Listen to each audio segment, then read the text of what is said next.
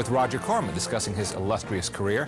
And right now we're going to discuss one of my favorite of all your films, which is Rock and Roll High School. I'm very fond of this movie. Are you? Yes, Rock and Roll High School is one of my favorites also. It's a hip, funny picture with great music by the Ramones. I'm trying to think, did you ever make any other musicals? I've done a couple of semi-musicals. I remember when rock and roll music was first coming up, I did a picture called Rock All Night. Ah, that's right. And I think a couple of others. But this was an example of where one of my employees did what I tell them to do, which is when I'm wrong, say, Roger, you are wrong.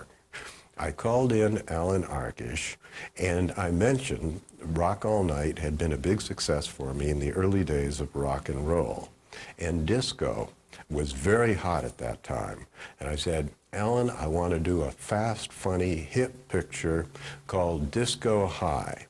And Alan said, Roger, it can't be hip if it's disco. It's got to be Rock and Roll High School. And I said, Alan, you are of an age to know that. I am not. We will make Rock and Roll High School.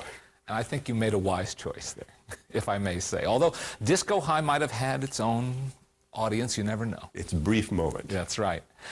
What is it about this film that you think makes it work so well? It's unlikely ingredients coming together. It's the anarchy of the film. The fact that it is so wild, and the fact that the students act out every teenager's ultimate dream. They take over the high school, and finally, they blow it up in the last scene.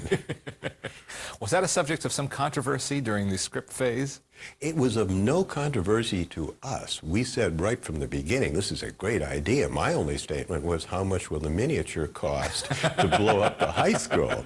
When it went into theaters, we did get a few comments that this was not the best moral message to give out to young America.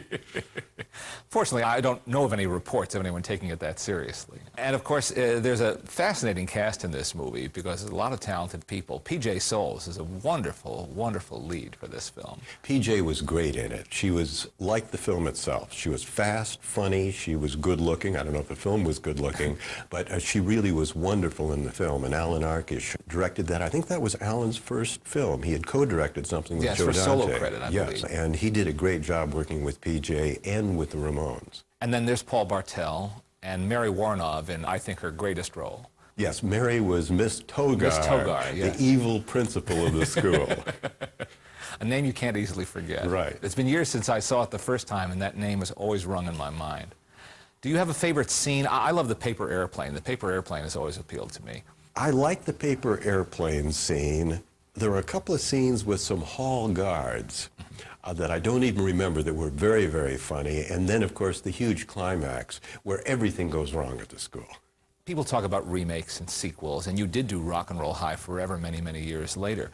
But have you found in your experience that you can't capture lightning in a bottle? Can you make magic happen twice? Sometimes you can, as when Ron Howard did Grand Theft Auto, he did just as good a picture as Eat My Dust. However, we had some of the same ingredients, the same director, a number of things.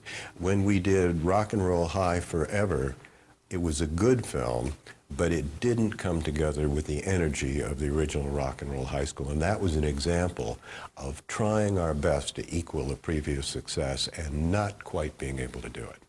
Sometimes it's a chemistry that isn't formulaic, is it?